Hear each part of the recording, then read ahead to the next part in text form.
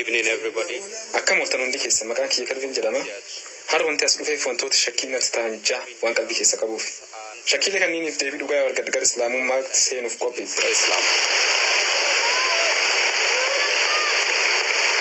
Gaaffii kiyya jalqabu Islaamummaan amantii dhugaa akka ta'e akkamitti beekuu dandeenya? Dhaamsi Islaamummaan dabarsaa jiru kun dhaamsi dhugaan Rabbi irraa dhufe akka ta'e akkamitti beekna? Gaaffiin sadaffaa ammoo tanaan dur Dr. Zaakir wayitti daawaa gootu dhaga'ee ture. Barumsa keessaniinis namni tokkolleen ajaja Rabbii Muusaatti kenne hordofu malee jannatiin seenuu jette. Addunyaa amma keessa jiraataa jiru kan keessatti gufuuwwan hedduun kan jiru ta'in keessatti qunnamaa jiru. Kanaan akkamitti ajaja kanniin dalagaa irra oolchuu dandeenya? Ammoo deddeebiidhaan badii waraawwan Rabbiin nu araarama. Gaaffiin biraa ammoo jireenya kiristaanummaa wajjin akkasumas maatii kee kan kiristaanaa wajjin hidhata qaba. An amma yoo gara Islaamummaa seene maatii kee kan kiristaanaa sana wajjin haala kamiin waliin jiraachuu danda'a? Obboleessa kiyya gaaffii bakka lamatti qooduu barbaade. Gaaffii ja'an keessaa sadeen duraa akka jirutti Islaamummaan amantii dhugaa kan nuti hordofuu qabnu ta'uusaa akkamitti beekna kan jiru yoo ta'u, kun ammoo akkaataa lamatti hubatamuu danda'a. Akka ati jechuu feete Islaamummaa keessatti akkamitti Rabbi gabbaran jechuu feeteeti moo Islaamummaan amantii dhugaatii jettee gaafachuu barbaaddeeti? Islaamummaan amantii dhugaatii jettee gaafachuu barbaadde. Kamimee lameen keessaa? Kalamaffaa wanti an jechuu fedhe Islaamummaan amantii dhugaa kan nuti hordofuu qabnu. Obboleessa keenya gaaffii gaafatee wanti baruu fedhe Islaamummaan amantii dhugaa kan nuti hordofuu qabnu ta'uu akkamitti beekuu dandeenyaa je. Kalamadaatis kanumatti dhiyaata. Dhaamsi Islaamummaan dabarsu dhugaa ta'uu akkamitti beeknaa ja'a. Gaaffii sadaffaa ammoo asiin dura haasawaa kiyya keessatti dubbaddeetiin ture. Akka Nabii Isaan alayhi salaam jeetti yoo jannata seenuu barbaaddan ajajoota kakuu moofaa yookiin Old Testament keessa jiran hunda isaanii kabajuudhaan dalagaa irra oolchuu qabdan je. Addunyaa ammaa rakkoo tana keessatti akkamitti ajajoota kanneen dalagaa irra oolchinaa ja'a gaaffiin obboleessa keenyaa. Gaaffiiwwan lamaan duraan gaafataman walitti qabeetiin deebisa. Islaamummaan amantii sirriitti hordofamuu qabduu fi Islaamummaan dhugaa ta'uu akkamitti beekuu dandeenyaa kajuu. Islaam maqaan jiru jecha salaam yookiin nagee jirurraa dhufe. Akkasumas jecha silmi jirurraa dagaage. Silmi jechuun fedhinnaa ta'e Rabbii keetiif kennuu jechuudha. Haala kanaan Islaam jechuun nagee fedhinnaa fi Rabbiif kennuudhaan argamu jechuudha. Kitaabni kamiyyuu Rabbi irraa ta'uu isaaf mul'isuuf yookiin amantiin kamiyyuu amantii dhugaa ta'uu isaaf ibsuudhaaf kitaabni kunii fi amantiin tun qormaata yeroo sanii haala gaariin dabru qaban. Barri dur yeroo mu'ujizaati. Quraanul Kariim ammoo mu'ujizaa caalu. Bara sanitti aanee kan dhufe bara walaloo fi ogbarruuti. Hayyoonni muslimaatii fi kan musliman ta'in kan dhalootaan arabaatii fi araban ta'in quraanni kitaaba arabaa lafa tanarra jiru hunda caalaa ogbarruu ajaa'ibaa akka ta'e ragaa bahanii jiran.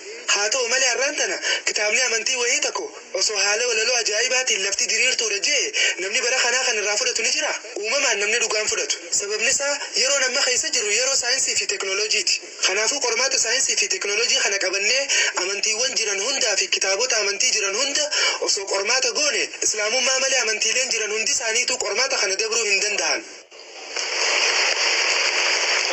Amma dura barumsa tokko mata duree Quraanaa fi saayinsii waliif galumoo walitti buujoo irratti kanneetiin ture. Amma waan inni achirratti dubbadde hunda yeroo gaaffii fi deebii kanarratti himee fixuu hin danda'u. Garuu waan saayinsistiin beekamaan badhaasa Noobeel argate Albert Einstein jee dubbachuun barbaada. Albert Einstein akkana jee saayinsiin amantiin maletti naafa akkasumas amantiin saayinsiin maletti jaamaadhaa jee. Bakka tanatti waan takkaan isin hubachiisuu barbaada. Quraanni kabajamaan kun kitaaba saayinsiitii miti. SCIENCE garuu quraanni kun kitaaba mallattooti. SIGNS. Quraana keessa mallattoowwan yookiin ayatoota 6,000 oliitu jira. Kanneen keessaa kan 1,000 ol ta'an waa'ee saayinsii irraa haasa'an. Argannoowwan saayinsiidhaan beekaman osoo wal bira qabnee ilaalle waan saayinsiin dhiyeenya kanarra gahe tarii waan waggaa 50 dura, waggaa 100 dura, 200 dura, tarii waggoota 400 dabran dura irra gahe quraanni waggaa 1,400 dura lafa kaa'ee jira. Quraanni waa'ee uumama hawaa yookiin yuunivarsi irraa dubbata. Suuratul Anbiyaa boqonnaa 21 ayata 30 irratti waa'ee saayinsiin dhiyeenya kanarra gahe waa'ee dhohiinsa guddaa yookiin Big Bang kan waggaa 50 dura argame kanarraa waggaa 1,400 dura haasa'ee jira. Lafti geengoo akka taate saayinsiin kan beeke bara 1577tti yeroo Firaansis dachii tanarra naanna'ee ture. Quraanni suuratul Naaziyaat boqonnaa 79 ayata 30 irratti dachii tana boca hanqaaquu yookiin boca killee kannineef wal arda ba'da zaalika dahaahaa ja'a. Bocni hanqaaquu kunis kan guchii fakkaata. Bocni killee guchiidhaa ammoo akkuma beekamu boca jiyoosfeerikaal jedhamu qaba.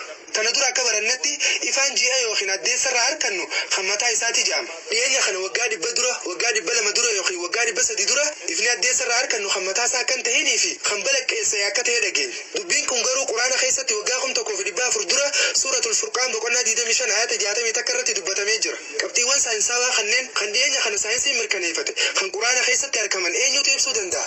Yaanni bikka kanatti dabarfamuu barbaade Rabbi malee wantoota kanneen bara sanitti namni beekee dubbatu hin jiru jechuudha. تندور ويتام من برمسات ولتي أدوني نانويت قرود أبي في رحم مرست وانجو برن قرو قرآن دبيتنا سورة الأنبياء بقولنا دي دمي تك آيات صدمي سديرتي أدوني نانويتي أكسماس أبي في رليني مرستيجا ساينسين دي هنيا خنا واي أدون نانوتي في دابي سير مرسو خنا يرجع دبين كنا مو قرآن خيسة توقع كم تكو في دبا فردور يبسم حالا خنا قرآني واي بوتوني زولوجي بيولوجي امبريولوجي في واي جينيتكسي خن ساينسي وقاشن تمدورا دبا لما دورا دبا سديدورا يوخين دبا شندورا رجع وقع كم تكو في دبا فردور الرهاسوي خنافو كتابات أمنتي خنجرا هند حالا خنان قرمات يرو خن ساينسي في تكنولوجي وجي مدال شفتي وسوقرتي قرآن ملي خنافا نندي ساني تو قرمات خناني خفن.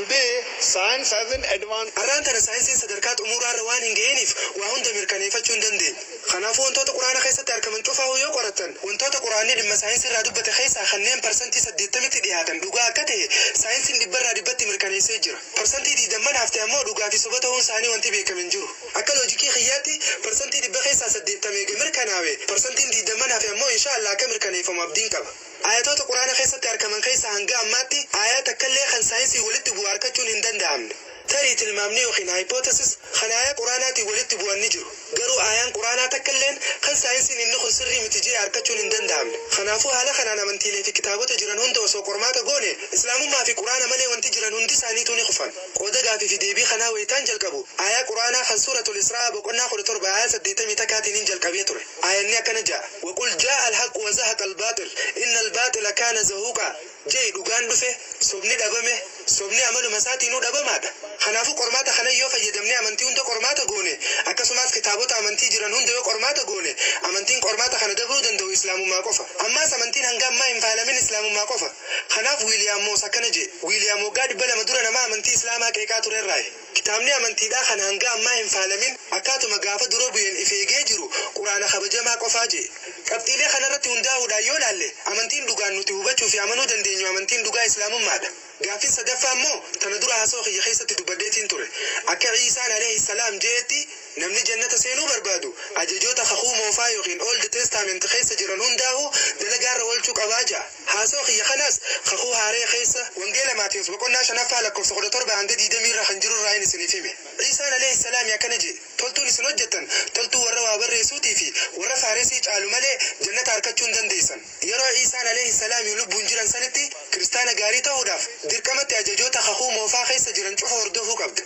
أججتا قل لي تبسون انجرو يو أججتا تبسته موتما واقعي برا قدانا جامت أكا أجج وانجيلا ماتيوس وقلنا شلكو سخورة تربة عند دي دمي خنتي نمني جفتينو سيرا في أجج خخو موفا خيسة جرو هندي إساتو وردوفو قبد غافين كي غافي بريدان أكا سماس غافي سريدا يرو أما خنتي يرو الفاتا خن خيستي أكمت سيرو تخخو موفا خيسة جران هندو وردوفو دندين وقادا كاتبان تو أكانو الفاتا دا وليف قال سبب خناب جيش عيسى عليه السلام وانجيلا يوانس وقلنا خد جالكو سخورة لما أنقا خد أفريرتي أكنجي سلاوان هدو خنين سنتي مون قبطوري قرو إسن دان سخنا بعد چون دنديسن يرو أفوري دوغا سندوفتي قرو دوغان جرتون دتيسن كجلج يفر عين دبت واحد عندك يقف دبت إني مكاخي يعني فارس بكتلت نبي عيسى عليه السلام دفين سيرقمات أموراه مجرة دفين سنبي أموراه خنتهن دفين سنبي محمد صلى الله عليه وسلم مجرة إرقمان سني دفا يرو دفتيس دوغا جرتون دتيسن كجلج سبب نساء نبي عيسى عليه السلام عججوني خطاب خيسة جران هندينو ترتين بود نموت عنا كي نور دفم نوان بيخوف خنا ويتا فوري دوغا دفو إني نو غرد عندي دوغا يسين كجلج شاجي كتل لمت واي نبي محمد صلى الله عليه وسلم هاسواج راجل جودا كري يرو سنتي عججوتا خخو موفا في هاري خيسة جران سن هردفون سلباته دندا قالوا نبي عيسى عليه السلام فولدور يرو نبيين أمورا دفسن إسا هردفا جتجر أرانتنا كريستانا دوغاتا هداف ربي توكتشتي أمانو انجنتي نبي محمد تيس أمانو كبدا قابيتا كان سيف دي بسيردين كبا gaafin biraa ammoo jireenya kiristaanummaa wajjin akkasumas maatii kee kan kiristaanaa wajjin hidhata qaba.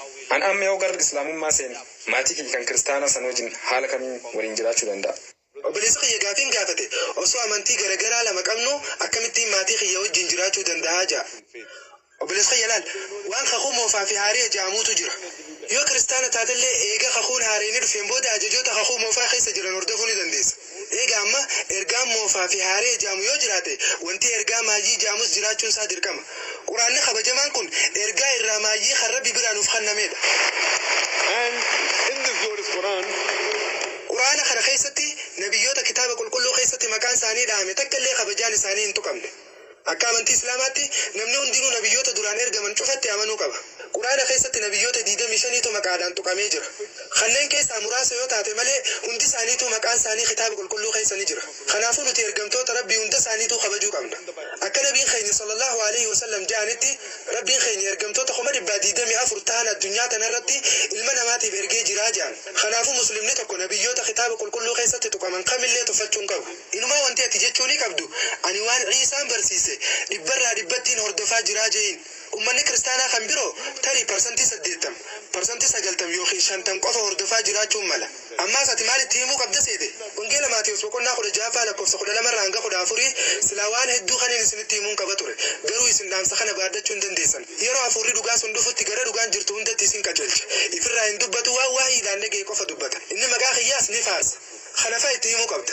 Amma ani warra kiristaanaa kana amma jiru daran kiristaana jeef yaamuun hin danda'a. Kanaafuu atis muslima yoo taate warra kiristaanaa caalaa kiristaana ta'uu dandeessa. Deebisiif deebisa natti fakkaata obboleessa kiyya. Gaaffiin teeta shanaffaa hoo maali?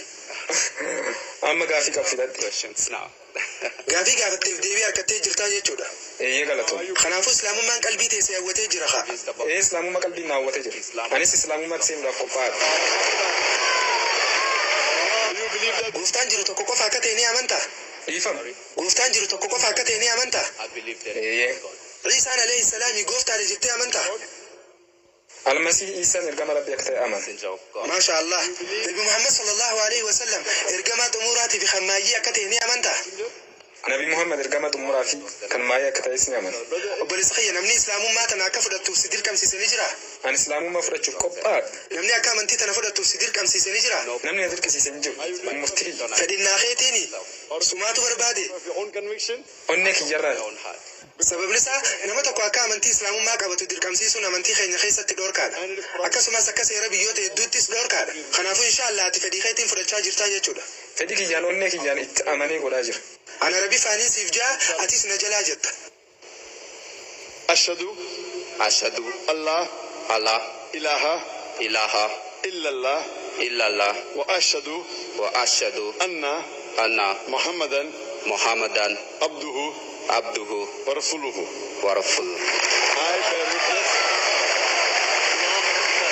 I bear witness. Allah malee haqaan gabbaramaan akkan jirre ragaan baha. Allah malee haqaan gabbaramaan akkan jirre ragaa baha. Akkasumas Muhammad gabrichaa fi ergamaa isaati. Akkasumas Muhammad gabrichaa fi ergama isaati. Maasha Allah. Amma muslima taatee jirta. Rabbiin akkasi qajeelchuu fi maatii keetis akka gara nagayaa gara islaamummaa fiddu akkasi gargaaru du'aayin siif godha. Akkasumas addunyaa tanarratti fi akhirattis akkasi milkeessu du'aayin siif godha. In this world as well as in the next life. Amen.